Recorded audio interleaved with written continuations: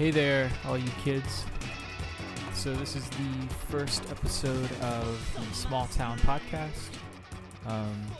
I wanted to start like a music-themed podcast where I talk to my local musician brethren and kind of use it as a community outreach of sorts. I kind of felt a little isolated in even the local scene, even with the amount of support that goes around, and we all go to local shows and we support each other, we listen to our music and we learn the words. I actually was super interested in wanting to get to kind of reach out and have just kind of like an open discussion kind of forum, something that was open to conversation, so that we can kind of get to know each other as musicians, as kind of the free thinking minds that we are. And we're up here in my third floor loft at my apartment in Lansdale, and I kind of thought Small Town would be an appropriate name for the podcasting, because like when I first moved in here in October, I walked down onto the street and I'm right here kind of behind the middle school, the Pendo Middle School here, and my street looks so much like one of those like old like 50s towns where there's like a little corner store and there's people coming out just standing on the corner, and it just kind of seems like a small town to me. It's right off this main drag here in Lansdale, right next to the train station, and I can hear the train go by, and I thought it would be a cool name for a podcast. So that's a little history of why we're called Small Town Podcast. But it's really going to be music themes, and the guests that I have on are going to be well versed in the music scene. They're either big players or they're not so big players, but either way, like, this is something I wanted to kind of have as an open platform for people to just kind of talk about new music. We can discuss records that they like, records that meant a lot to their musical development, maybe records that I like, records that I think are kind of cool. And that can even be something that just came out this year. It could be something that is really kind of popping off in the year 2016, and then maybe into the year 2017. Who knows? But I'm really excited to share this one with you. This is my very good buddy Tom Brucker, who plays drums in Andross with me.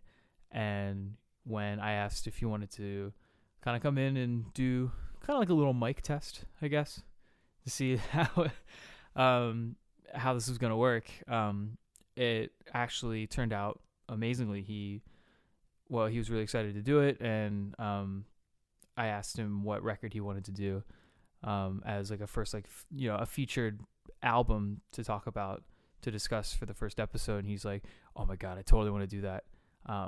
That Coheed record. It's called In Keeping Secrets of Silent Earth 3 by Coheed Cambria, which is a record that him and I have just been talking about for pretty much the day we met." I think that's like pretty much how we bonded. It's how we kind of gravitated towards each other. Certainly Coheed's music has influenced Andross's music, and rightfully so. There's a lot of similarities in the way that him and I kind of bounce ideas off each other, and we kind of get into that in the interview portion. And it's just us kind of discussing the album at length, and the band, of course, and the story that goes behind the album, and then inherently the entire band. There's an entire concept in there. But yeah, it was a great conversation, and Tom is quite enthusiastic about talking about Coheed Cambria, and it gets pretty enlightening and it gets pretty interesting. So I hope you enjoy. Here's the first episode. Here's the interview with Tom that I did on the second Coheed record. Here we go. I mean, the artwork is pretty cool looking. No, it's really nice. Tom brought in the In Keeping Secrets artwork, not only the CD version but the vinyl too. Yeah, I got the remastered one when they went on their 10-year tour. I forget what color it is. I think it's like gray marble. Yeah, check it out.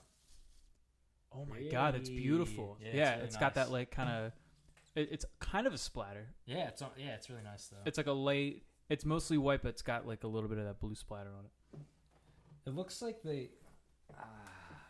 I don't have the CD insert memorized, but it looks like their thank yous are a bit more extended on this one. Maybe they added some. They might have. They had a couple of little afterthoughts.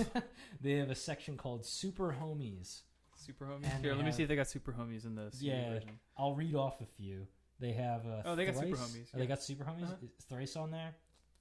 They got Glassjaw, Thrice Thursday, Hot Water Music, Hope's Fall. Dave Matthews Band. Wow. This day forward. They're from Doylestown. This day forward, isn't that like pre-Circa or something? Yeah, that was like the other guys from Circa. Colin and That- Brendan. Yeah, right? yeah, but wasn't, precisely. Yeah. Who was drumming in that? It was. I think know. wasn't it Colin or was it Brendan? I think it was Colin. It might have been. I think Colin was the drummer, and then because they were big, they were like in like the early early 2000s, like that, like kind of post-hardcore, like metalcore, like boom, Yeah, no. like with like Botch and all They were that, signed to Equal Vision. yeah, That's what got Circa on there, probably. Mm-hmm. And they broke up like pretty quickly, like around like 2002 2003, Yeah. and then they just hooked up with Anthony Green and started Circa. But yeah, it's a little Doylestown history. Yeah, so we're in the loft right now. We're looking at the featured album and the artwork because Tom is a super freak, a super Coheed I fan. am. Well, no. Well, so am I, but like, That's okay. So like, I don't own the vinyl and the CD. I say I'm a really big fan of Coheed, but like going to the Starling Ballroom last Saturday or 2 Saturdays ago now. Oh yeah, how was that? I know you told me, but It like, was- how was it? It was absolutely fantastic. I had the Platinum VIP meet and greet sort of thing, so I was able to meet him. But let me just tell you about some of the people there. They are the hardcore fans. Like, they came all dressed up in, well, I think the theme of that night was like high school prom sort of thing. Really? So They had a theme? There was like, yeah, I guess so. Like, even Coheed was dressed up in like t-shirt tuxes and everything. Yeah, I Like, did see that in the picture. so like, Yeah. I don't know, but like these people go like all out, and I'm sure they know the comic books like from front to back. I like know very little about the storyline. Oh my God. I'm much more like I know a little bit, like I know the gist, but like I'm much more about like the music aspect of it, Mhm. and I think that's cool. I think that's so cool and accessible about Coheed is like they have the comic book section, they have the music section. Like you can take both. Or you can have one or the other. Like you don't have like no one's gonna chastise you for just liking the comic books and not liking the music, or vice versa. Right. Like, But they're so multi-dimensional that way, where it's Yeah. like even if you get into them from just like, oh, like for me, like for example, like I saw Favor House Atlantic on like MTV2 or something.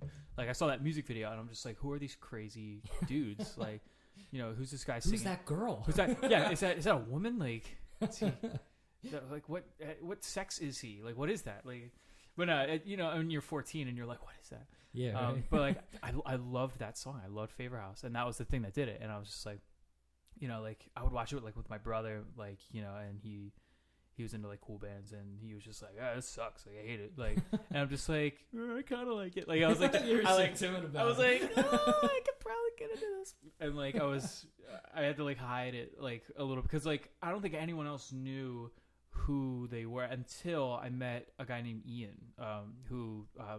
Ian Jordan. He's a friend of mine that actually passed away a couple years ago.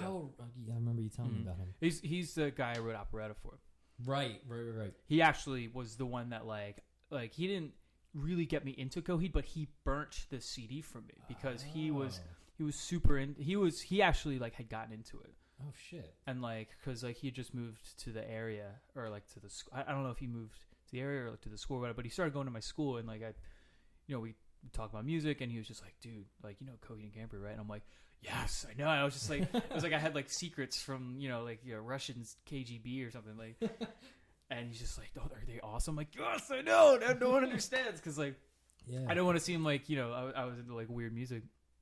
And he's just like, dude, I got their new CD and I got their old CD. Like, which one do you want? And I'm just like, I want the new one because I want the one that with Favor House. I want that CD. Yeah. So he burnt me keeping secrets, and it just stayed in my in my brother's car, and like we would just listen to it like on the way to and back from school. And I was just like, this is incredible. Yeah. I've never heard a record like this. Yeah. And I was just like, it really just was the kindling point. It really just was the thing that kind of started this whole, like, I've never heard a record like this before. And like, it was really the starting point. Cause at that, and then, you know, I would talk to Ian and he'd be like, you know, there's a story behind it too.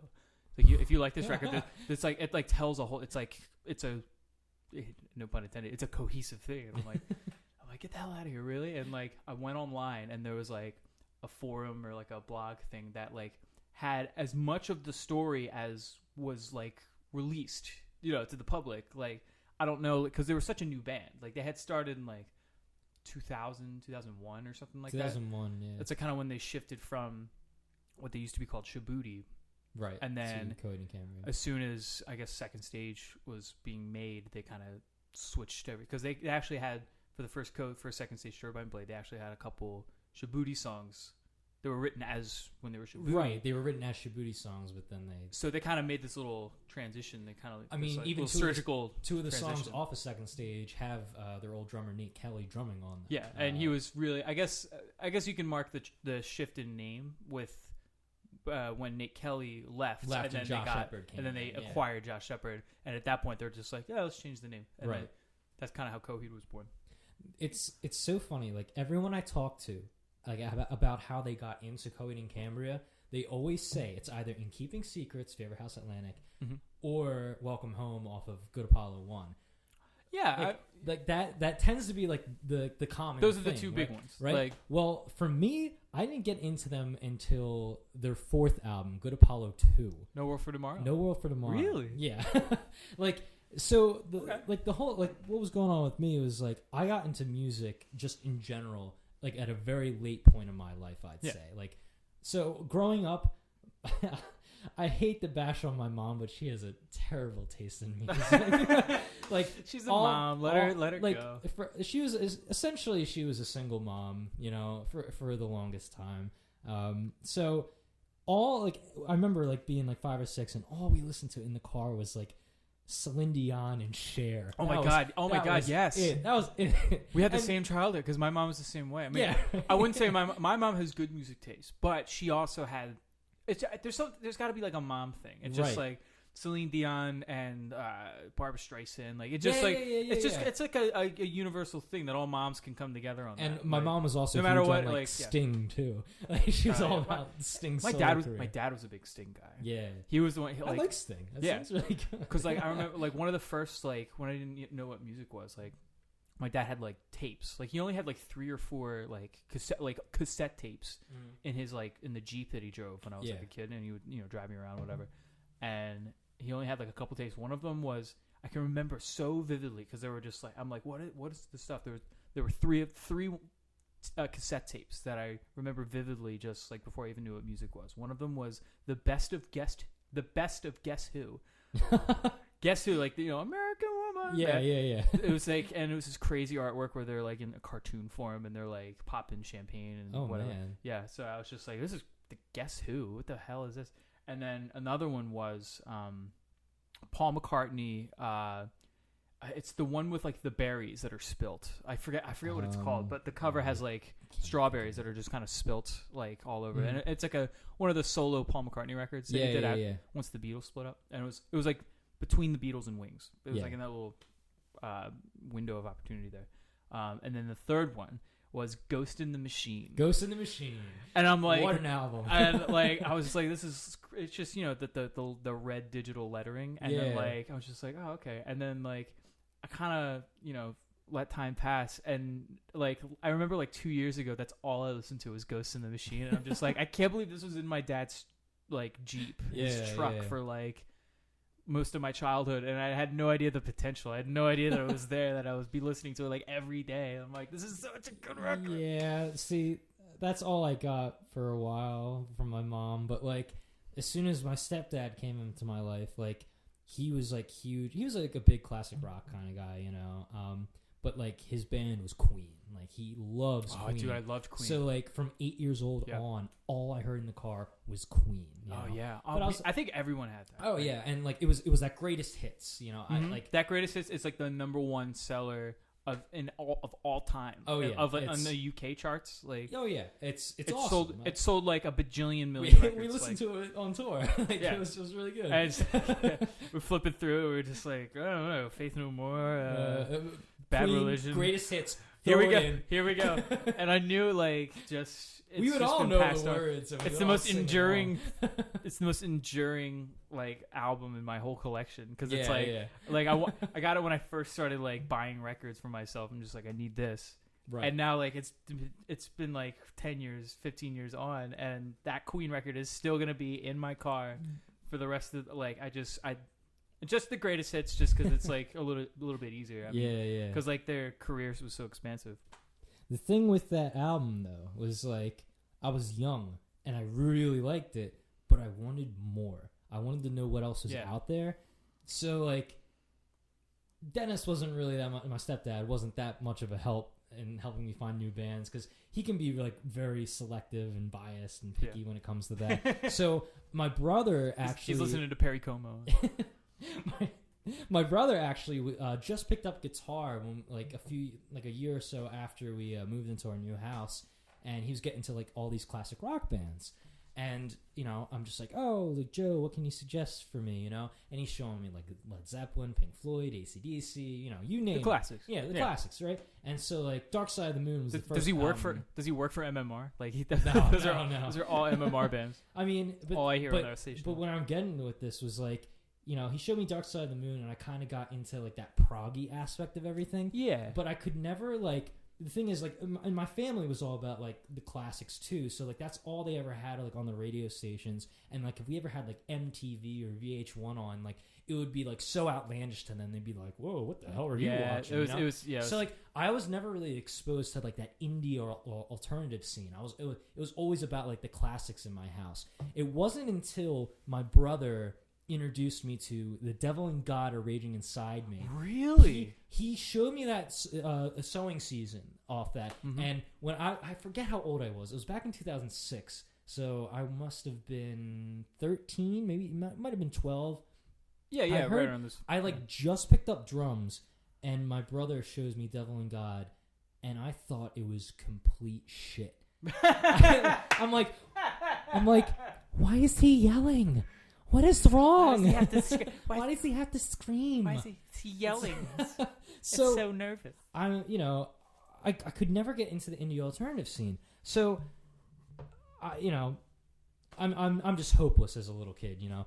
I just pick up drums, and so now we're at like 2006, and you're still trying to like. Yeah, I'm trying to like expand my taste in music and everything, but I just can't. I can't get into brand new at all, you know. And that's all my brother's listening to. It's like Deja Tendu and Devil and God. Like that's all he would listen to. And so I'm trying to like expand. And like I remember this night pretty well. I went to the Dublin Carnival one night. I think I was in like 8th grade or something.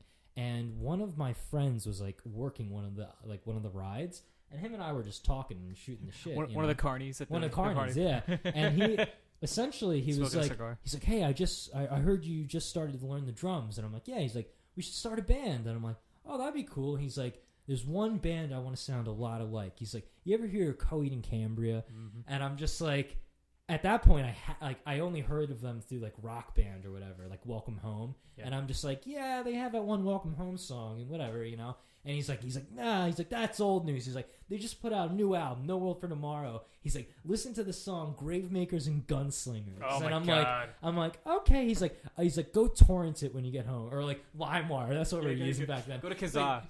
See if Kazaa has it. I remember I LimeWired this song, and I remember hearing it. And it was like, that was the bridge. Yeah, that was the bridge I needed. Because they had that like classic rock influence, but they also embodied the new like Indian alternative scene too. That was the bridge between the two worlds for me. That's what would help me get into Indian alternative music. That's so interesting. Right? But that was the thing. Like, no one ever says like, oh yeah, No World for Tomorrow got me into them. Or like, You're the Black Rainbow got me into them. Yeah. It's like, it's always like, In Keeping Secrets or Good Apollo 1.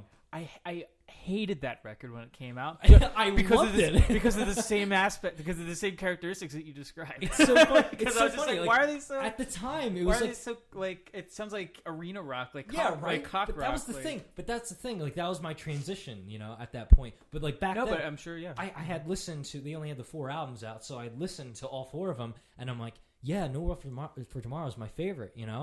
And that was me being like a classic rock kid, and as time went on and I got into more indie and alternative music, I listened to the backlog more, and I'm like, no way. Like, In Keeping Secrets, Second Stage, like, Yep. Good Apollo 1. Anything with Josh Epper drumming on it. Like, that's when I fell in love with Josh Epper. It's got that, like, just those first 2, like, Second Stage and Keeping Secrets.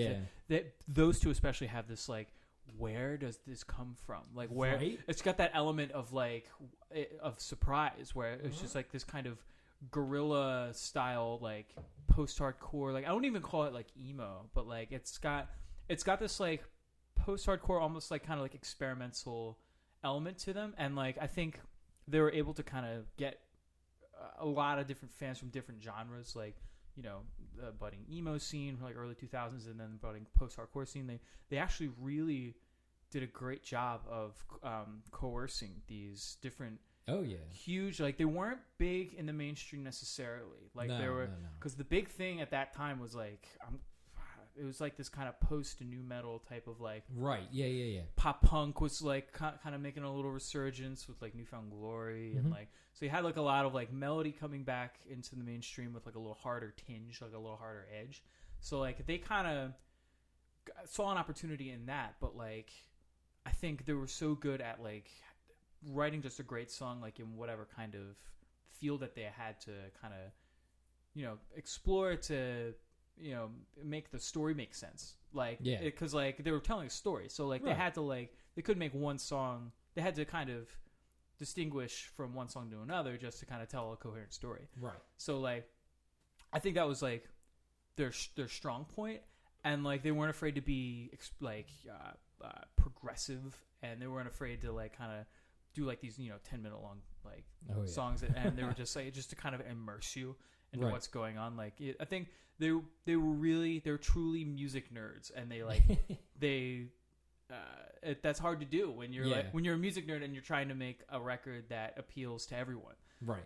Because it's like you like what you like what you like, and then it's hard to kind of branch out to what other people like, because you're just like, no, like you want to be such a little shitty, music nerd and be like, oh no, like this is cool stuff like that. Yeah, this stuff on the radio isn't cool, but like I think Claudio was smart enough to know that there has to be some kind of attractive element for just the layman, And I think, and that didn't even work on everybody, because some people still like Coheed, but like, that he had an idea, he had a vision for the way he wanted these first couple records to go. That's why I really gravitate towards the early catalog. Right. Because everything they do from now on is just like, of course it's going to be good. It's like, they're one of my favorite bands. Like I relate to them musically so much now, because like I've kind of taken these records as like the Bible. I've got like, as like, in a way, just because like, I would listen to it, I'm just like,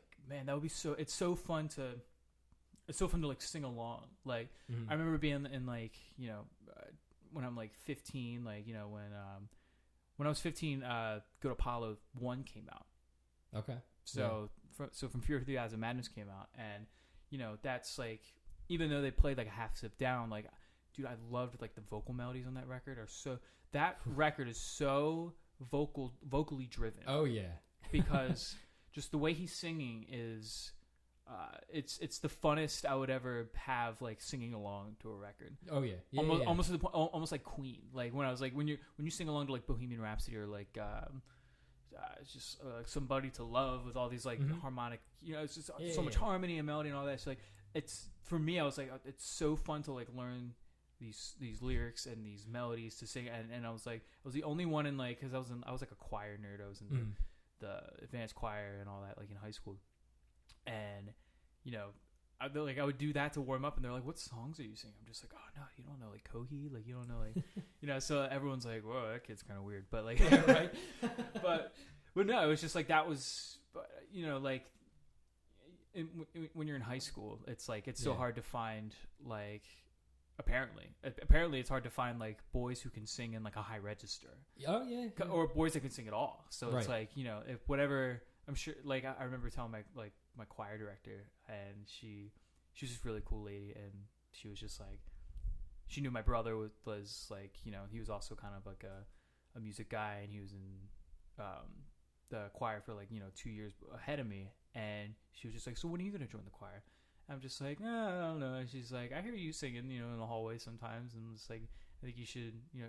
And she's just like, what are you singing when you doing it? It's like, I like, you know, like Coheed, and like I was like also into like, you know, Bad Religion and Newfound Glory. And she's like, oh, so you're like, you know, like a rock singer type of thing. I'm just like, yeah. And she's just like, well, here, sing the national anthem. And like she had me sing the national anthem, and she was just like, wow, I mean, like you actually do like you actually can sing. You can actually like hold a pitch. Just like I can kind of work with that. Like I can kind of like, but I would never have been able to do that if I didn't have like the confidence of like listening to records like this, where it's just like, wow, it's like really fun to sing these records. Like, Right.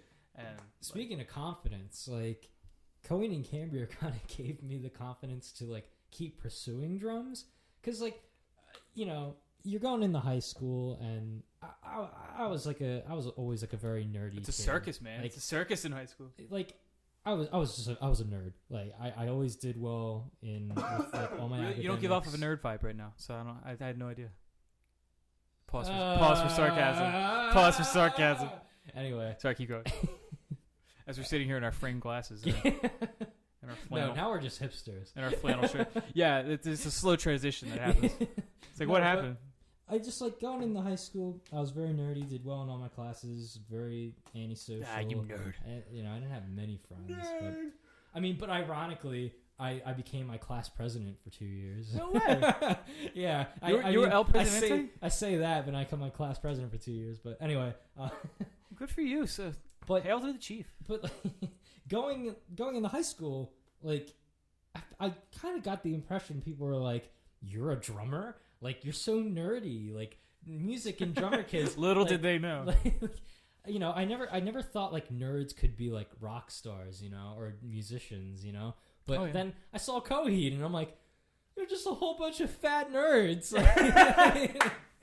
They're all the comic book guy from The Simpsons. Yeah, for real. like Like worst- literally, because they write comic books. Worst riff ever. Worst concept ever. But like, I don't know. I felt confident because I'm like, all right, if they're as nerdy as they are and they're doing what they're doing, I can do the same thing, you know? Totally. Like, you don't have to be that guy Oh my God, who does if- drugs and like has a ton of sex. I was doing zero of both. Well, when you don't have a good deal and you're not getting laid. I mean, there's little else you can turn to when you're at that fertile age. I don't know. Josh Shepard obviously is like my number one influence. So he kills it. He kills it. I'm keeping secrets.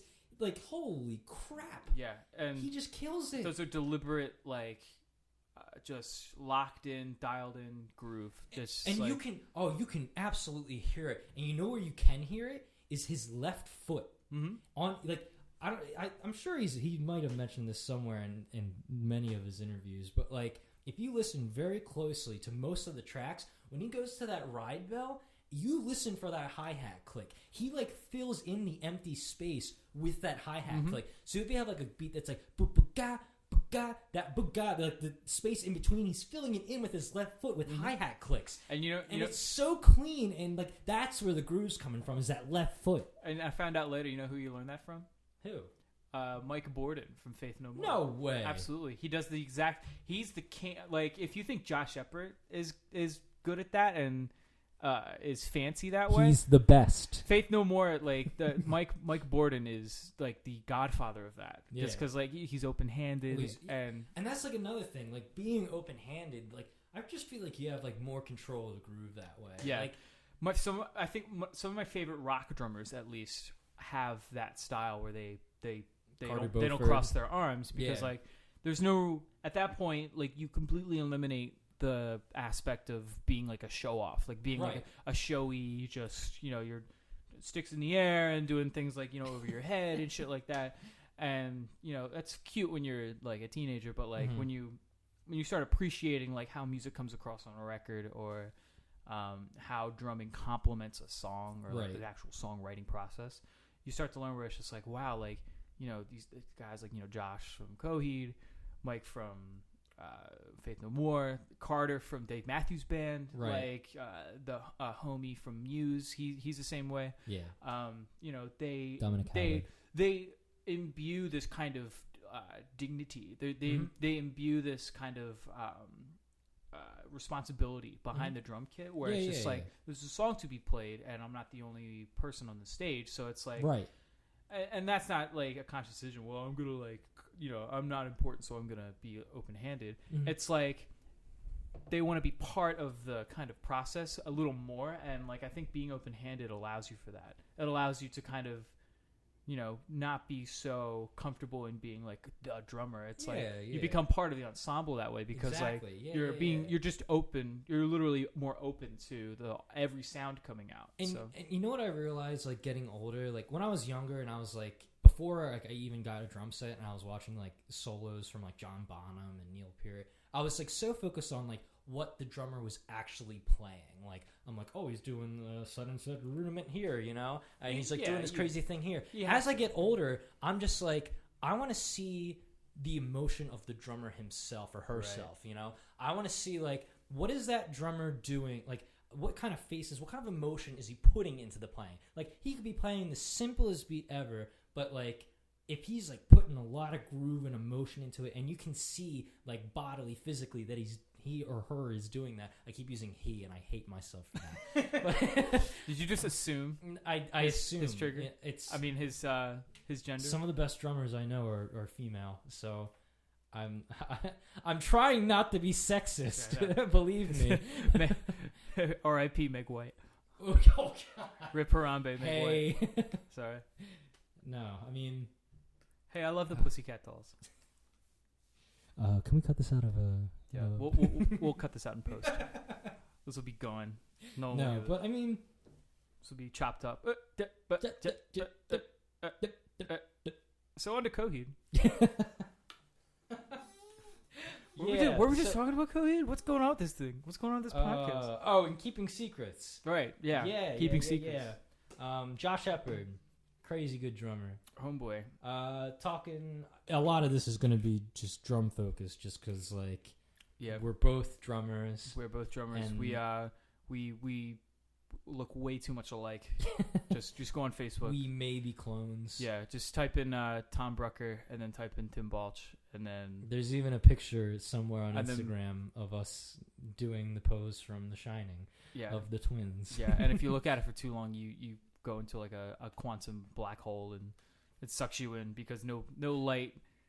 It can possibly survive in the black hole. But anyway, Coheed. Hey, that's science fiction-y. We're on that's kind of a science fiction-y record. One thing I did want to mention, and I put this in my mental footnotes, or whatever you want to call it. Yeah, mental footnotes. I was preparing for today. No, we're not nerds. Talking points. That's what I meant to say. I'm smart. Trust me. This is the McLaughlin group. Go ahead. Pat Buchanan. Go ahead. No. The Camper Valorium 2. Back into Forever. Oh, yeah. So, there's this one point song. Where it's like right before the chorus, Josh Shepard does like this crazy like drum groove. And he's like it's in that kind of pre-chorus. It's like, yeah, I would call it a pre-chorus. Yeah, because it goes because you had your turn, and you made it work. Now I'm the laughing stock. That little thing that he does, like he does that little fancy thing with his like those little ghost notes. He does it between like ghost notes and then a double on the kick drum, and also in the Camper Valorium 1. He does like Fate of Hearts. The bridge. He does like this crazy like double kick pattern, and it just made me love drummers who can who can do like crazy stuff with their feet. And I know he's getting that from John Bonham. He's getting that like straight from John Bonham, and I love that. And I love the fact that he can put this in his music and make it like applicable and sound good. Like it's that's like I think that's the one song Campervolarium 1 that made me fall in love with this album. Yeah. Just because like it had that like very like rocking feel, and it had like cool drum parts, had awesome harmonies. Oh my god. Yeah. It's the song that did it for me when I was really getting into it, and it's just like because like the ring and return, with the phone sound effects, and then like how it was a really creepy kind of intro track, and I was just like, okay, what's going on here? And this is before I even knew there was a story involved. And then like the title track in Keeping Secrets, I was just like, oh my god, this is so long, and so like what am I getting into? And so like it took me a couple of listens to really, really absorb it. The one song that I would always listen to was 2113. Yeah. The bonus track, I guess. It was the final track. I mean, it was on every pressing, but that song was just the chorus and just it's this like 9-minute just opus, in my opinion. Like I don't think they'll ever write a better song than that. Because like when I first heard it, I'm just like, oh my god. They go into like an Irish type jig. Like and like I love it. They span so much ground. Oh yeah. And still, they have time to like Time Consumer. Yeah, they go into like the prior repertoire. They kind of reprise Blood Red Summer too.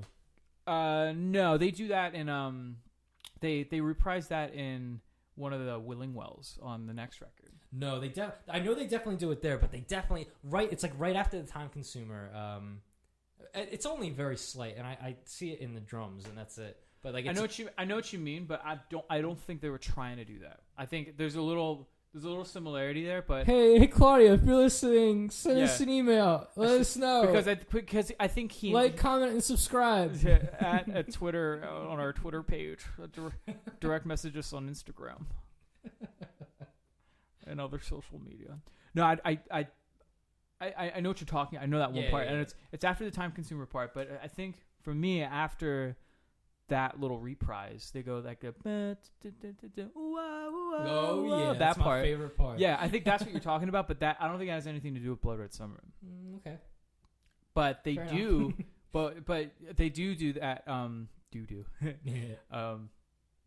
And the third Willing Well in the Writing Writer. Yeah, I know that. Yeah. They do a Jesse Bad Boy. Yeah, and then they do that part. Like everything evil there too. Right. So Jesus Christ, and that was on the next record. We can have a whole other podcast about that fucking record. But dude, 2113 was so good. And literally like there's few records that like I'm gonna sound like such a little girl right now, but there's few records that actually make me cry. They like they make like they and just not like like I'm weeping or like like I'm out of ice cream or something. Like it's like oh, it's all over kind of thing. Like the records, it's this big adventure like has to come to like the chapter's ending now, and like it's right at the end with the iRobot part. These days we lost our dignity. iRobot will never die. Like that part. Like oh my god. Like it literally just I start welling up a little bit because it's like oh my it's like they wasted no time. Like there were no parts in that whole record from track 1 to track 12 that like were just filler. Were just like something to fill up. Technically, track 23. Yeah, sure. But I mean like musically. Yeah. I mean like compositionally. They technically do waste time with a whole lot of nothing. They took and you know what I mean. They took from as soon as that intro track starts to like that iRobot part, where it's like it's just every part was so crucial, and like you had to be absorbing it the whole time and paying attention, and it just was. It's a really beautiful thing. It's like they made a great thing in a sense, and it was so unprecedented. So it's just like you're like, oh my god, like I don't know. I mean, speaking of crying. During speaking of well no like that's how I know like an album's good is if like there's at least one song that can have me in tears, and the one song that does it and still does it to this day is the Crowing, the outro. Really? Nothing lyrical, it's just all sonically, man. It's just how big and dramatic it's just how big and dramatic it is. Yeah. And just how awesome the drums are. I mean, oh yeah. God damn. And how he just has like all these counter melodies going on with all these harmonies. It's just it's fantastic. It's such a huge moment. Yeah, and like, it's so big. And that's the thing with Coheed. Like, I know very little about the lyrics. I hardly know the lyrics, but it's all sonic about me. I mean, like, I of course know like the choruses of some songs. Like, I do know a lot of the lyrics, but like a lot of the lyrics do escape me just because like that's not the thing that I choose to focus on. Like, I listen to music the same way, where it's like the lyrics can be the lyrics, like whatever the writer wants to make unless it's like promoting like violence or hate or anything. Like, sure, I got obviously obvious qualms with that. But if it's David Duke's band, then I probably won't.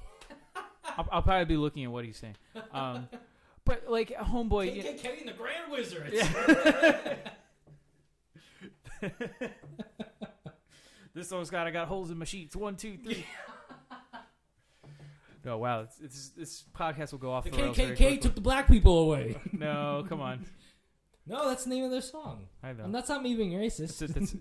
I know. Well, this isn't a Ramones podcast. This is Coheed. But no, for me, it's like when I listen to a song, like the lyrics can be the lyrics, and with the guy can turn a phrase however he wants to. Like in my opinion, like I mean, because like it's poetry, so it's to me it's like when you read it, if you're just reading it like on like whatever your thing is, dark lyrics or punk lyrics or whatever, and like you're just reading like the transcript of it, and you're like imagining the song in your head, it's like you see it as like poetry, like they're in stanzas and like the way you read it out of a book. But when you listen to a song like The Crowing, it's like it's not, the words are like kind of there for enhancement, but the big important part there is like just how Claudio got to how he's gonna sing this big part, where it's just like he's got all these different melodies going on, and he's like whoa, whoa, right. It's so dramatic the way he's using the melody lines against the guitar riffs and against the drums and against like the way he constructed that part.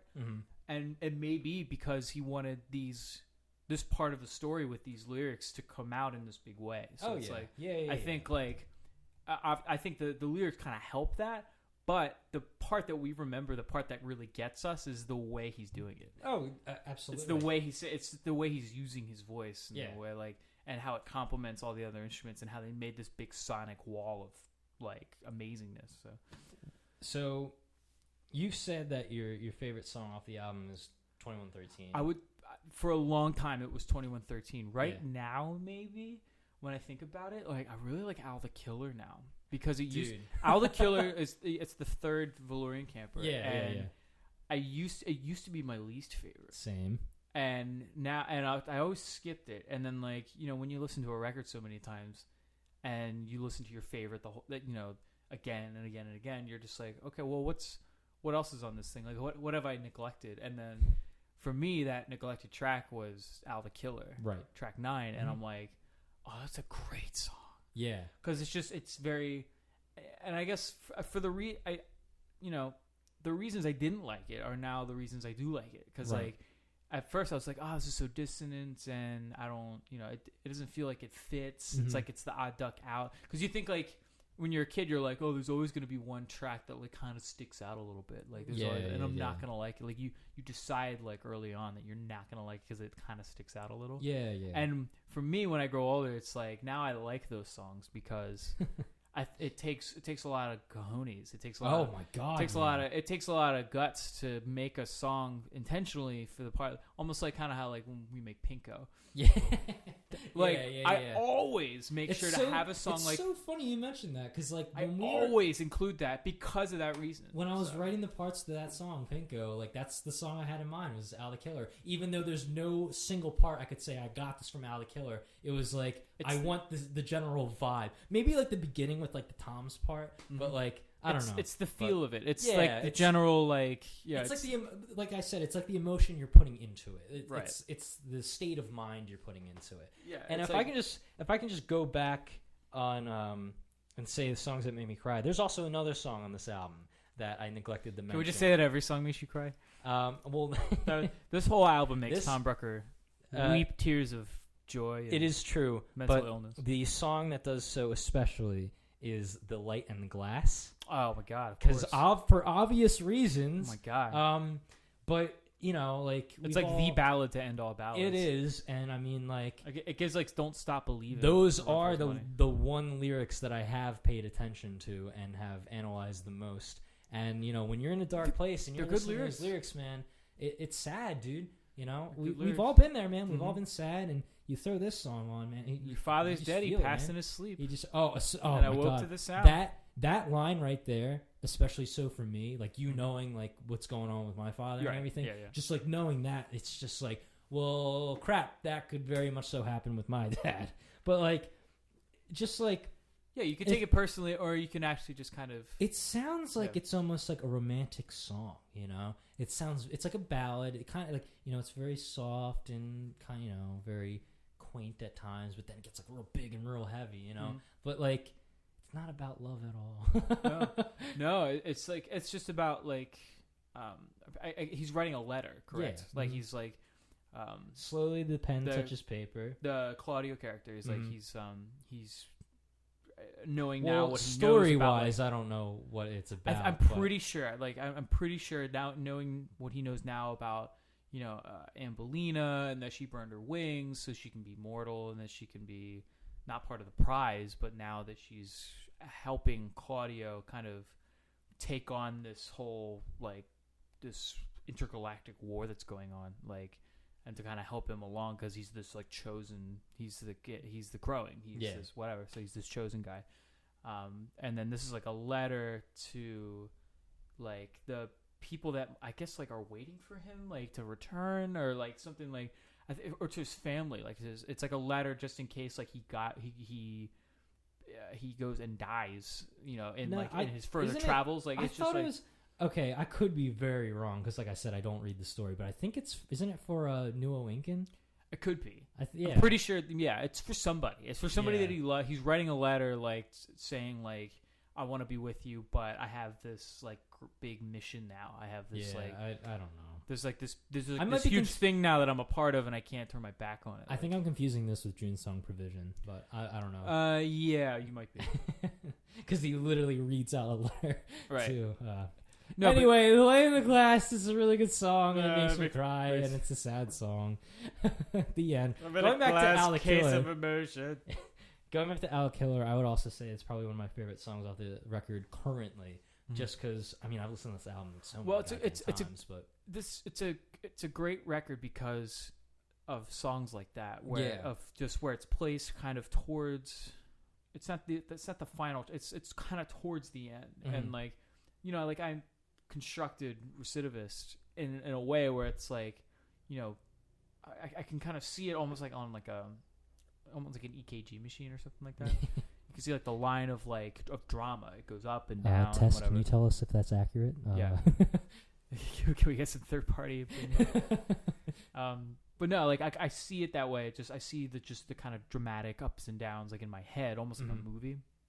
And records are very cinematic to me, so it's like, you know, it starts out with crucial information that kind of goes into something that feels good, something that moves, and then once you get to kind of halfway, there's like a big kind of climax type of thing, and then it gets kind of like it kind of rises. There's like a rising action to a larger, you know, good versus evil, like kind of climax type thing, like a big, and it's almost like a ballad type thing, and then there's like a fallout from that. There's a conclusion. Yes. So there's, and whatever that may be. So it's like, you know, just knowing that about like storytelling and like good movies, good stories, whatever.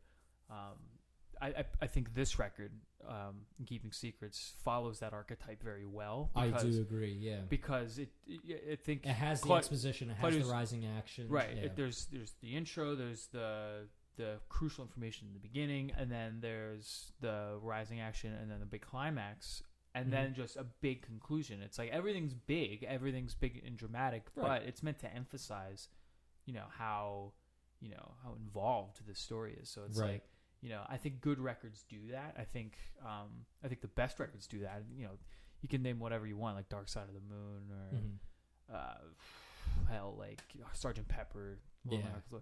OK Computer is like that. And you know, there are these kind of, if you look at a modern classic, I guess, like they share that quality of like Right. there's kind of an up and down to it, and like sometimes I intentionally go for that. Like I think Recidivist was something I wanted to do that with. Yeah. And I think I did that with Giants as well. But you know, I like thinking about records like that. I like, and like that was another big reason why this record was so crucial to like my music development, because like I know I wanted at that point I was like I can probably do this. I can probably make a record because like this.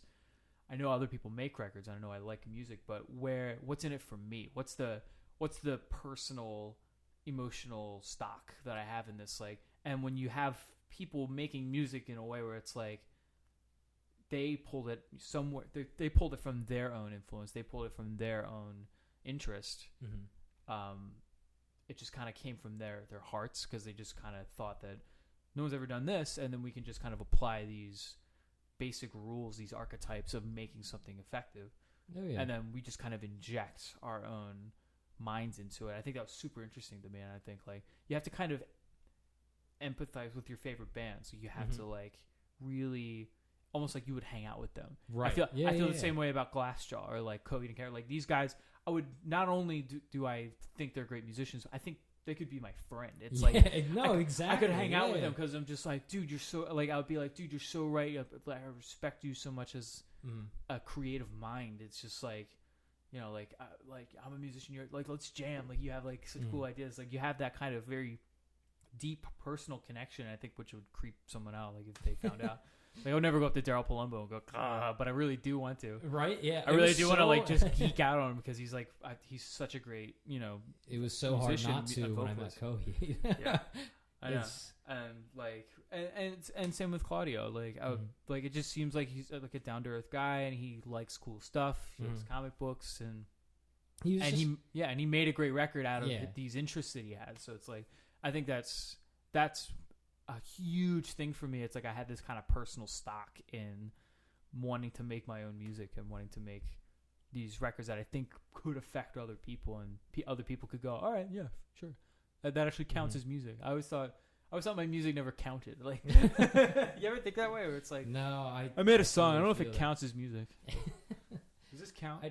You know, when I go to listen to like an album, a big part of it for me is like, how well does it follow that, like, I like to call it like the ebb and flow model, like kind of like the storytelling model, but like like the EKG thing. Yeah, like how cohesive is it? Like, does it work? Do the songs work together to make it an overall piece of art? Now there are some great albums that have like individual songs that can stand on their own, or whatever, you know. But I think my favorite albums, time and time again, like all work together to just tell one big story of that album. You know, even if it's not a concept album, it still works together. You know? Like even like Coheed's new album, Color Before the Sun. Like it's not technically, like, it's not a story out. Like, you know, it's not about the storyline, but there's no solid narrative. There's no solid narrative. Like, it's just like, you know, it's written from his own personal life and everything. Sure. And it's a concept, but it's not technically a concept. Like, I don't think he would call it a concept album, but like all the songs work together and it tells one message, and it flows. It absolutely flows. Like, you have those little transitions here and there. And like when I listen for an album, you know, when I listen to an album, I kind of listen for that. I listen for how well that overall story works, how the songs work together to tell that story, whatever it might be. You know? And I think In Keeping Secrets does it fabulously. And I'm obviously just talking sonically right now. Like, I just think like I was saying, it has like that ebb and flow to it. Like, you know, it starts out kind of like gentle, and then it rises and it's really big, then it kind of brings itself in a bit more, you know, and then it gets gentle again. It every good piece of music has that, like, that build and release, and then things like that. I would even say that Coheed were kind of venturing into this kind of concept album territory in a time where no one else was. In a time where not like absolutely nobody was doing it, but like you know, some people were, but like no one in their scene was doing it. Right. I mean, like, I think no one was doing it like on such a big level. No one was doing it with such, you know, high intentions where, they were signed to a label and they were on tour with, you know, these other big bands, and they were playing Warped Tour and all this. So it's just I can't think of another band that has their whole discography telling one giant story, other than like the Deer Hunter, you know. Yeah. But they came after Coheed Cambria. Exactly. I'm saying I think they were like they kind of ushered in this new era of. They definitely pioneered it. I definitely agree. I think, you know, these things kind of come in waves, just like a lot of different like musical trends, and I think, you know, they not only like they're not the most progressive band. I've heard more progressive bands. Yeah, you like people say like, oh, they're like Coheed, they're prog rock. I'm just like, kind of. I always kind of say that. It's just like, sure, you know, if you want to call it prog, sure, right. But like, because they have nothing else to call it, right. They take on so many different styles and influences, and that's a whole different thing where it's just like I think people use labels to kind of cheat themselves out of actually listening to it's almost like they're trying to find an excuse not to listen to it.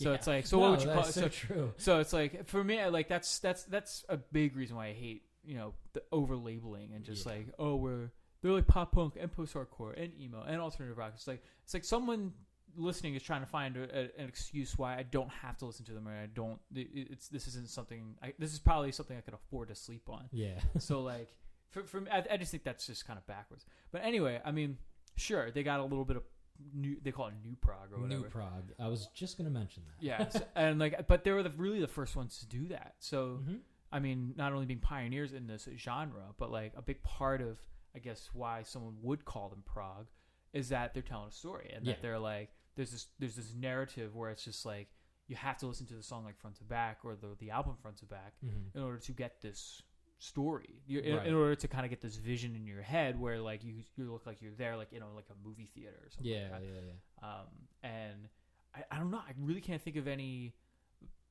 band that had like a really kind of instated, you know, not only like album concept but band concept. Like they really kind of like, so I can't even think. I'm trying to think, like, were they kind of other than like, you know, Rush or Genesis or Yes or like, you know, these like 70s prog bands, other than them I can't think of anything else that they would be kind of riding the coattails of, like, or just at least like kind of being inspired by. Right. So like they really took this old idea of making an album into a concept that wasn't like, you know, in the 90s it was all like, you know, alternative is in the mainstream now. Like Nirvana blew the doors down. It's like everyone's trying to kind of find their own Nirvana niche because of what they accomplished. Right. And it was like, now it's the year 2000 and we're in this new decade, and it's like, what is there now? It's like, you know, new metal kind of ran its course, like, and kind of made an embarrassment of the whole alternative scene, and now it's just kind of a joke.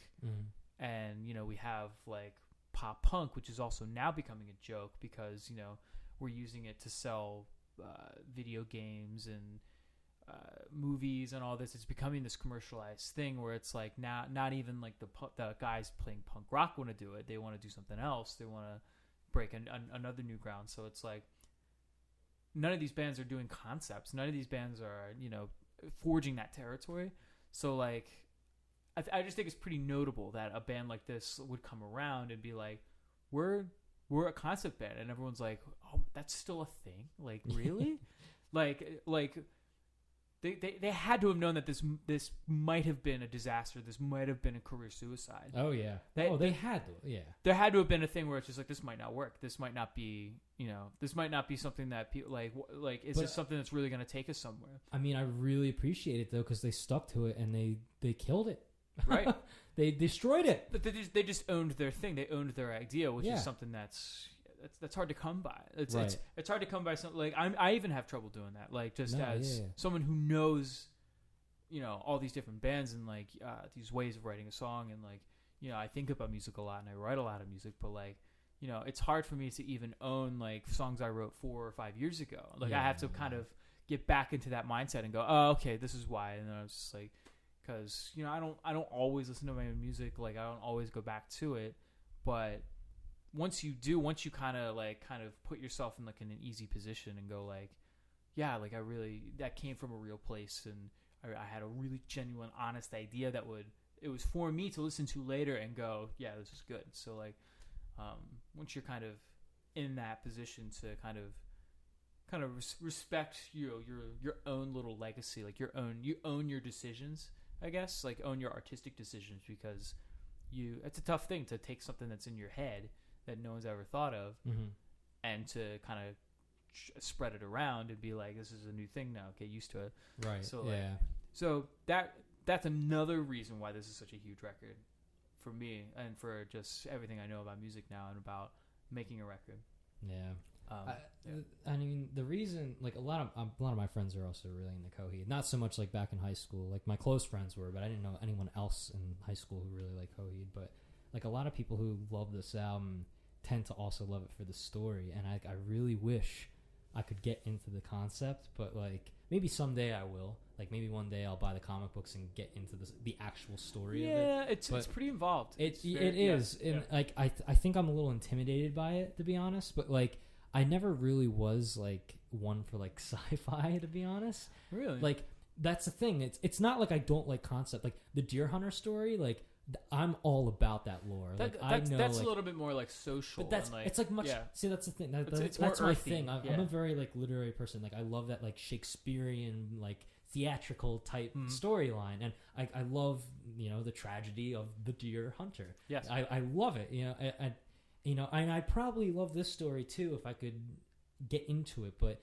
I feel like sometimes I have a hard time devoting myself to actually getting into it. The Deer Hunter was easy. It was more accessible for me because it was more, you know, it was a little bit more relatable. But, you know, I gotta just extend imagination to kind of just leap on in.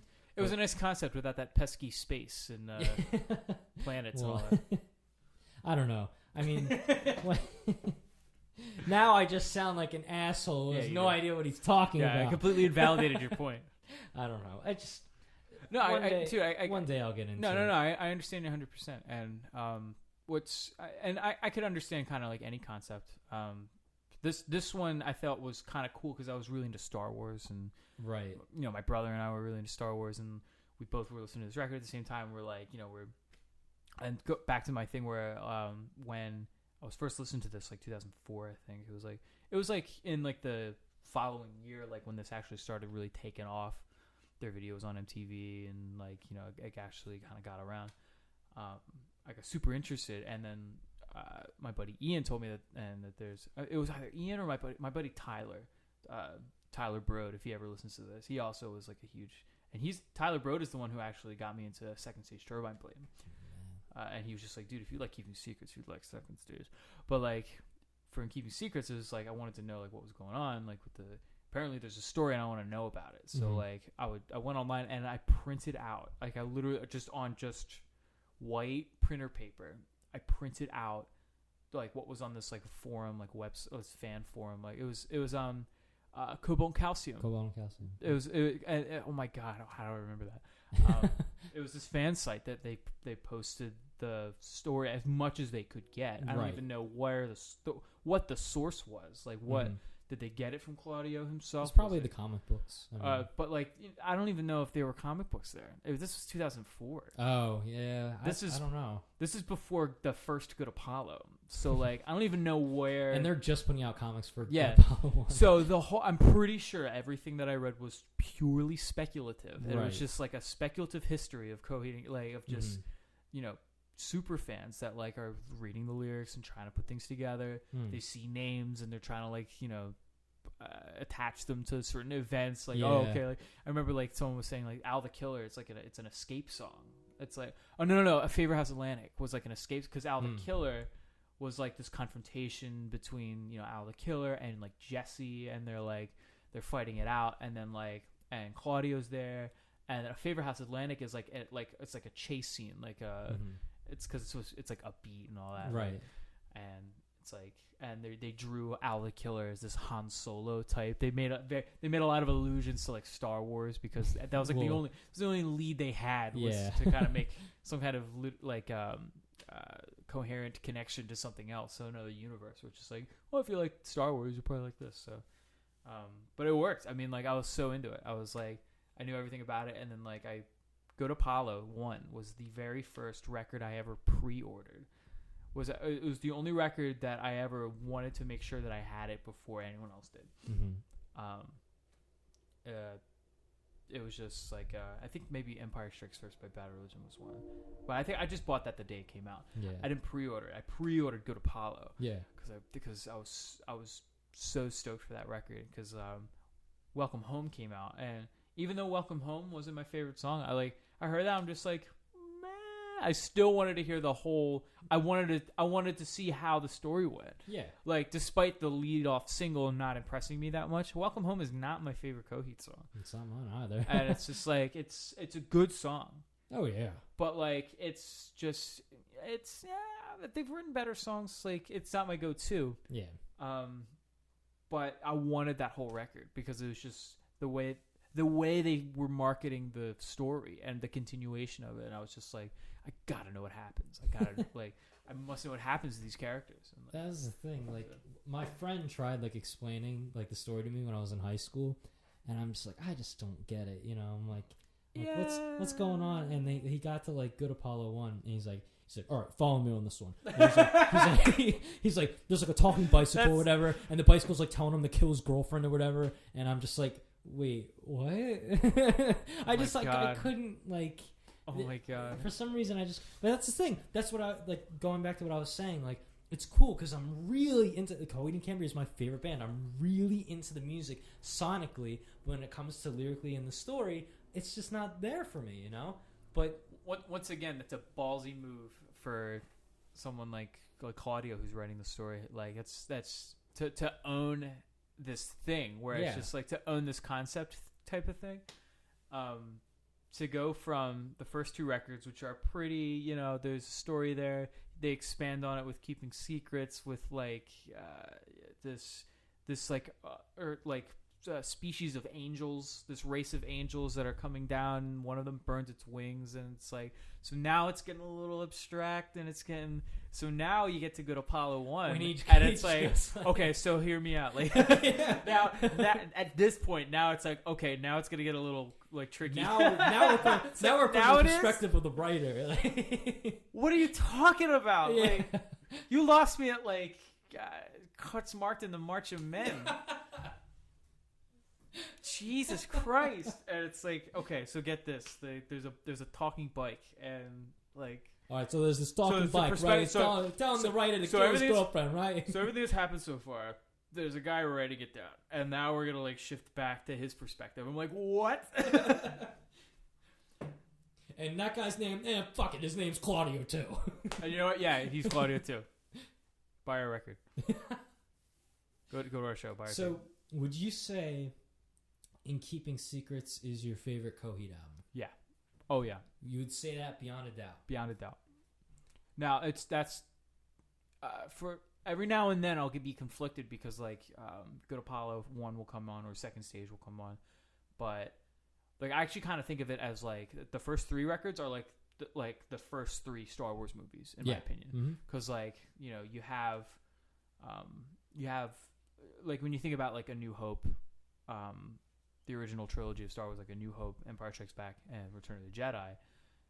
New Hope is this thing where it's just where's this come from? It's a little kind of it's campy. It's a little campy. It's it's kind of not well produced in a way. Yeah. It's the props and I think they the recorded elements. it in their bedrooms or something. Yeah, was this on Super 8 film or something? Is this supposed to be a silent movie?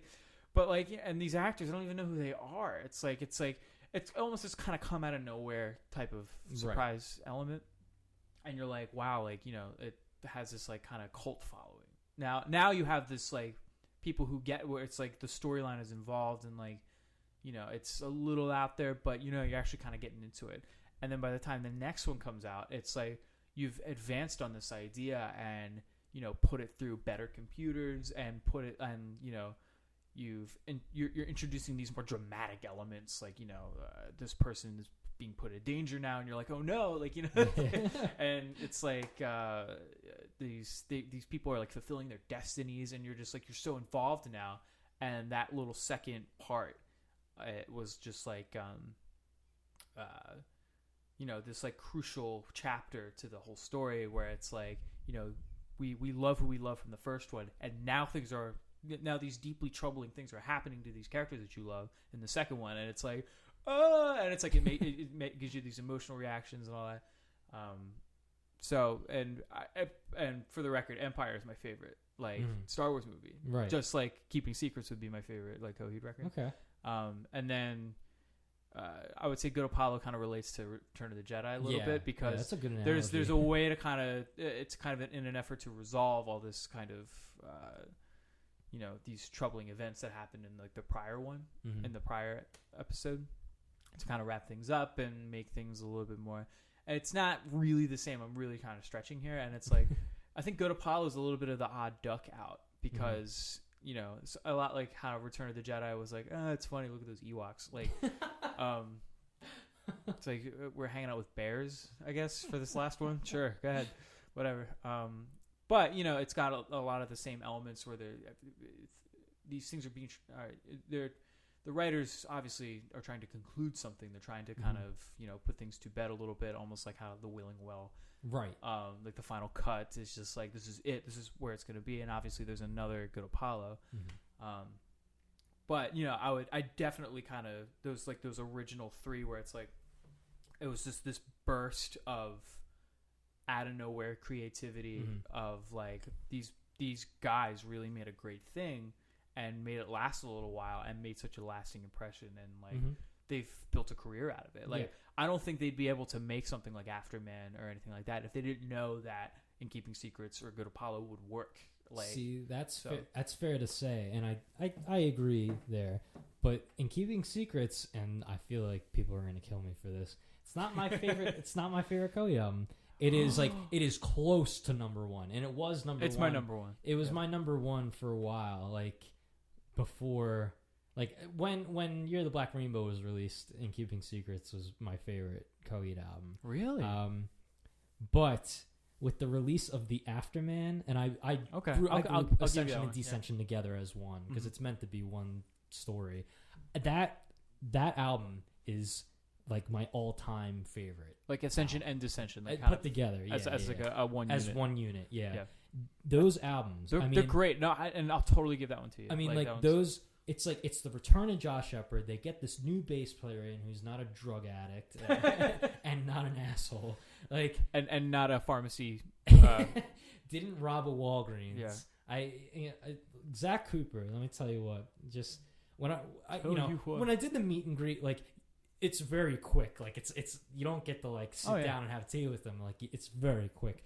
But would you like some tea, sir? Zach Cooper was just so bubbly. Him and Josh were just very bubbly and personable. They were cool dudes. And it was just what was Josh like? It's you ready for the show, man? Oh my god, he was just ready for the show. Hey man, you gonna like the show, man? I hope you like the show, dude. I keep picturing Jim Brewer and Half Baked. It's you're gonna like the show, man. Who's coming with me to the show, man? Fully, man. But I mean, the Afterman, that I was telling you earlier, that album came to me at a very delicate time in my life. Yes, but you were telling me before the microphones went on. It was it came to me at the right time, and Ascension left me wanting more, and I just thought I viewed it as a comeback album for Coheed, even though Year of the Black Rainbow only came out 2 years earlier. I viewed it as a comeback because Josh Shepard was back in the fold. And they were a unit again. I felt they weren't a unit during No World. There was something so missing in those records where he's not. And honestly, it was Josh Shepard's drumming. Nothing against Taylor Hawkins. Love Taylor Hawkins. I'm okay with Chris Penny, but Taylor Hawkins, I think he kills it. You could have got no Josh Shepard, man. You could have went back in time and got fucking I don't know, Buddy Rich, or you could have got these incredible drummers, and it wouldn't be the same. It wouldn't be a really fantastic Coheed record because no one fits Coheed or drums like Josh Shepard. Yeah, it doesn't feel like Coheed when there's no and I think you and I, especially people like you and I, would recognize that as drummers. Oh yeah. And people who know what the kind of intricate dynamics of songwriting chemistries of people relate to each other. They throw ideas at each other and they know how to throw them back. And you and I know that there's a little chemistry between Claudio and Josh Shepard where when he was gone it was a big open wound. no matter how good No World for Tomorrow is or Year of the Black Rainbow was with these different drummers, and just kind of seeing like, oh, I think it was just kind of batting practice in a sense where it's just like, can we make something work without Josh? Like, I mean, like maybe he may come back, he may not come back, but we're at this time where it's just like we could afford to kind of mess up a little bit. I think I really do believe that was what was going on in those later years.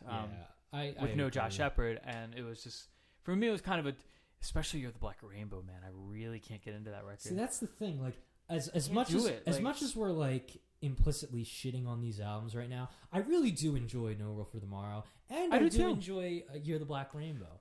But it's my least favorite. Year of the Black Rainbow is by far my least favorite. I don't know. Far and away my least favorite. I know what my favorite record is by Coheed. I don't know what my least favorite is. It's probably something like, it's probably No World for Tomorrow or Color Before the Sun. But they're both really good albums. See, I liked Color Before the Sun. I did too, but it was nothing hugely special on the scale of what we're talking about. But like, I don't know. Was it bad? And you know what? It's bringing me to a point that I wanted to mention is like and it's going back to what you're saying. They're super ballsy. Every single album Coheed puts out has a separate identity, and it's so awesome. Like you have the first album, Second Stage Turbine Blade. Which is the first one, not the second one. It's very raw. I guess some people would say it's emo. It has post-hardcore, hardcore influences, whatever. Sure, yeah. You know, it's very raw.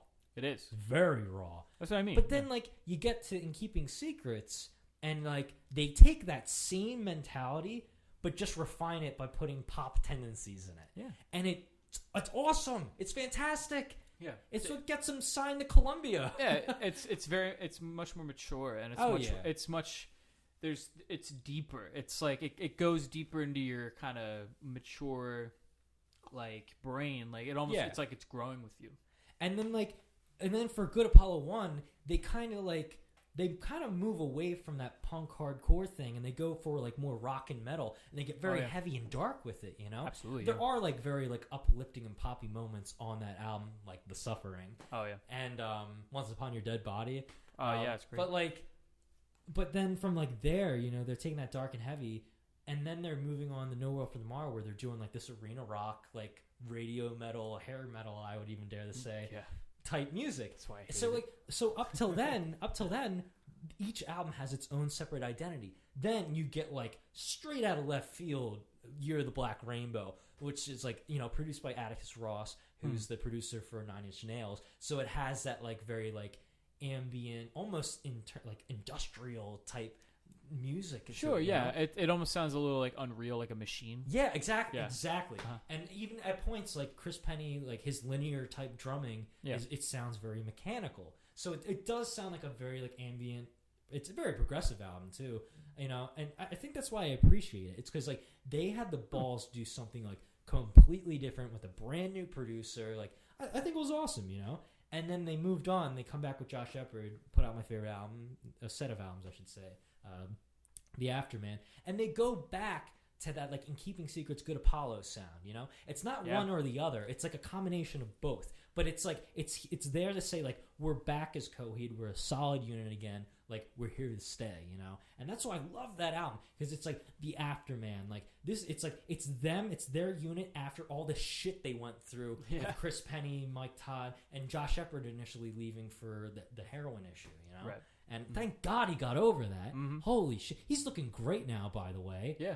He's so fit. He doesn't seem like a junkie. He's he never did. So, but yeah, I mean, like, yeah, like, it's just a shame that like those demons conquered him, you know. But getting back to the point here, you know, they put out The Afterman, and then now, just last year, they put out Color Before the Sun, and it's just like pure pop rock. Like, absolutely. And yeah, there's like kind of like there's more influences going on there, but it's like, you know, they do something different every single album, even though sometimes it's not drastically different. Like, each album has its own identity, where some bands just do cookie cutter, put out the same sounding album over and over again. Mm-hmm. Like, that's what's so awesome about Coheed, is that every album has its own identity. Yeah, it's so awesome. Well, there's always that kind of artistic idiom that you hear where it's like, you know, I think fans are always the ones where they think they know what they want from the band, but they really don't. So it's like, it's like they're so entitled about it. Yeah, but they're like Color Before the Sun. That's not a storyline album. Like, what's this pop shit? Like, yeah, they don't owe you anything, man. Like, like honestly, they're gonna do what they're gonna do. Like, Color Before the Sun's a great pop rock album. Like, for what it is, it's fantastic, and I love them for doing what they wanted to do. It's the sign of like a really like secure band, and the fact that they're still evolving and developing. Right. Yeah. It's like, and you can say that about a lot of different artists where they don't want to repeat themselves. They don't want to make the same record twice. And I think the only people that would want that are record labels who want to ensure that they get the sale. Like if their one record really popped off and sold, 100,000 copies or whatever's good, like 1 million copies, that they make something as good, if not, just we don't care. We actually think that if you experiment right now, it would be career suicide. So we would like you to make the same record. Where that sometimes does happen. But I think the only reason record labels recommend that is because they think that other people would recommend that. Right. And they're wrong, because the people that like the band are just going to like what they put out if it's good. Yeah. So like it doesn't necessarily have to be the same thing as long as whatever this new thing they have brewing is presented in the best way possible. Right. So like that, to me, that's what's really great. It's like they had a new idea kind of each time, and they executed it in whatever new idea they had. They executed it to the nth degree to make sure that it was it definitely wasn't the record that they were going to have done before, and it wasn't going to be this like outlandish thing that no one could really grasp onto, right? And that it was kind of half-assed, and they were too ambitious or too pretentious or whatever. They had an idea and they saw it through kind of front to back. And made a complete thing. Every record they make is pretty well complete, with the exception, I don't know, maybe No World for Tomorrow is kind of met to me, and then You're the Black Rainbow. But for me, everything else is just like they make great records, man. They made some of the best records of my life. See, that's the thing. Like I look at those two albums, No World for Tomorrow, You're the Black Rainbow, and I look at the comparison, like compared to Good Apollo 1 coming right out of that. Like I feel like Columbia had the most say on No World for Tomorrow. Yeah. Just like hearing like that shift. You know what I mean? And then like I feel like You're the Black Rainbow was more of like a band thing that like they wanted to do. But I'm kind of glad they released the Afterman like on their own label. Mm-hmm. They released it themselves because like they really experimented on that album, and they were really ballsy on the Afterman. Mm-hmm. I think it's not only is the most versatile and diverse album. I mean, like their lead single is 8 minutes long. What band does that? Yeah, what band is like oh, we want this to get airplay. Single is 8 minutes long. What? Yeah, they really wanted to channel that kind of that golden era. Right. I think there's no better way for them to have done it than to. Well, the double album kind of thing was pretty ambitious, but like I think the type of songwriting, just because they had Josh Shepard back, and they were just like we can't waste this opportunity. Mm-hmm. We have to kind of remember when we were jamming on this like back in like In Keeping Secrets days, or like let's make something like this, and it's just like I could totally tell that they were like kind of they were kind of taking from ideas that like were kind of half thought of back in like In Keeping Secrets, Good Apollo days, like old grooves that they were just like, let's just do this, like because like you're back, and we can actually build on them, and we can actually make a thing out of them like we always wanted. So it's just like, for me, it was like this like great catharsis where it was just like old friends meeting again, and like old friends are back just doing the thing that they love to do, and like it's like this like new chapter where they can move on, and they're comfortable again, and it's just like, that's for me. Afterman kind of felt like, oh, they're nice and comfortable again, like they're back in like their old ways, and it's just like, wow, they can really write a great song, like and like this like you look at the Afterman, and you have Domino, right? That's the 8-minute single. You have Goodnight Fair Lady, which is like I hate to say they ripped off Thin Lizzy and the Police, but like that guitar line, like that's a Thin Lizzy guitar line, but it is done so originally and so well. I just think it's fantastic. And then you have my favorite song off of the Afterman, like as a whole, is Evagria the Faithful. Oh yeah. Oh my God. Yeah, with the percussion and all that. Becky. Like, yeah. Look at her. Beautiful. Look at that song. percussion. All the percussion, all the electronics underneath. She looks like one of those rap girls' girlfriends. They had John Medeski playing piano on that track. Oh yeah, that's right. John Medeski. Unbelievable. Fantastic song. And it was just so different than anything they'd done. You know, it was so groovy, so emotional and heartfelt. Really awesome song. What's the one before that? It's Vic the Butcher. Vic the Butcher. Yeah. Vic the Butcher. That one's awesome. And that's like this unrelenting, heavy, hard song. Say goodbye, how you love now. Yeah, it's really good. But and then you go to the Census, and that A side. Not Circus Survive, Dissension. Oh, I'm so sorry, dude. No, that's so funny because like I've been listening to nothing but Circus Survive lately in anticipation for the new album. A little Freudian slip. Yeah, I also just ordered the Appendage EP. Oh, I'm so happy. It's a great little B-side EP. But anyway, Dissension. Dissension. Dissension. All right, let's stay on topic. Wow. Stay on target. Yes. I mean, the first 5 tracks are solid, and they flow so well together. And you can't go without saying Number City. Number City. You see, I said Evagria is my favorite. I'm dying here, Tim. We're like 2 hours into the conversation. I'm dying here. Oh my God. Yeah, well, Evagria. Yeah. I said Evagria is my favorite song. I might have to replace that with Number City, just because Number of that City's chorus. my favorite. I really like chorus, Number City. Man. And the horns. I love that horn line. That's such a great. They wrote such a great song. They did. And like, dude, I don't even know why I read YouTube comments anymore because it's just like they're just counting. Yeah. Like, fuck you. It's a great song. The thing is, I love songs that have those sections where it's just really poppy and they're counting. Yeah. Number City being one of them. Smiling Swine from Deer Hunter being another. And then RX Bandits have a song called Future Buddy where at the end it's like an odd time section and they like switch meter and they count it out. Yeah. And it's like so poppy. It's like 1, 2, 3, 4, 5, 6, 7, 8. 2, 3, 4, 5, 6, 7, 8. It's like a really Wilson. Good. It's like a Wilson Pickett song. Yeah, it's really good. I love songs that do that. You know. And then one song just one more thing on the Afterman. Yes, like I really grew to like Iron Fist.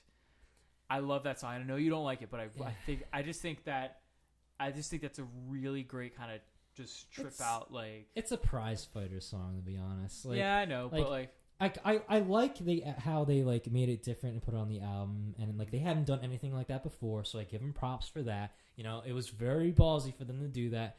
But I heard Iron Fist for the first time in 2011 at the Second Stage 10th anniversary show, and they played it acoustically, and it was beautiful, and it had me stoked for new Coheed, even though it was with Chris Penny. Like it was just like that's right, yeah. It was Chris Penny drumming on it, and I'm like, oh, this song's so groovy. Like I hate acoustic songs, but this is great. So I appreciate what they did with it, but I'm not the biggest fan of it because I'm not. I got into it, yeah. And Gravity's Union and Gravity's Union, beautiful, yeah, beautiful it's song. Great stuff. Okay, awesome drumming. Well, all right. Well, let's start wrapping it up here. Yes. Is there anything final that you want to say about this particular Coheed album and Keeping Secrets? Like, something that you wanted to. I think include? if anyone's looking to get into Coheed Cambria, I think it is probably their best first impression. I always recommend this one first. Yes. I've had multiple people over the years come up to me and say, because they'll hear about Andross or they'll hear about that I like Coheed and they're like, where should I start? Like I really want to get into Coheed, but like where should I start? I always say in Keeping Secrets, and then I'm just like, okay, then once you listen to Keeping Secrets, then you go one way or the other. I would say if you like the really kind of heavy, like proggy, like dark kind of element to it, where like there's it's like kind of like melodic and it's telling a story, I would go forward and go into Good Apollo. Right. Like if you're liking like where it's going, but if you like kind of the more like post-hardcore, like just kind of raw element to it, like the kind of emo sense, then I would just actually kind of go backwards and go to second stage. Like if you like more like the punk element to it, I guess. Like, yeah. I would go backwards to second stage. So I always say that. It's just like if you like the more epic type, prog rock stuff, go forward. If you like the more kind of punk stuff, go backward. And I can't really say that about any other band. Yeah, right. I think that's just so cool that like, and I think that's kind of the basis of why like I think Andross is a cool thing. I tell people the same thing when they want to get into Coheed. I always, even though the Afterman is my favorite album, the Afterman's usually the last album I suggest for them. Because I mean, for someone who's never heard Coheed and listens to the Afterman, it doesn't mean as much unless you know where they came from to make that album, right? And you know their personal stories getting to that point to make that album, So I tell them exactly the same thing. Yeah. It's funny. I tell them the same thing you tell them: is start with In Keeping Secrets. If you want that darker, heavier stuff, go to Good Apollo. If you want the more like raw punk, go back. Mm-hmm. And I would just say, just appreciate it for the just kind of. This came out of nowhere type of element where no one was anticipating this. This really didn't come, off the coattails of anything. And they really made just a uniquely amazing thing. Right. And that's probably why it's one of my all-time favorite records. So, all right. I think that's it. Thanks, Tom Brucker. No problem, Tim Balch. Yeah. This has been the Small Town Podcast in the Loft in Lansdale, PA. We'll see you next time. Help, I'm being held against my own will. Call the police. Call the police. Call the police. Call the police. Call the police. Call the police. Call the police. Call the police. Call the police. Call the police.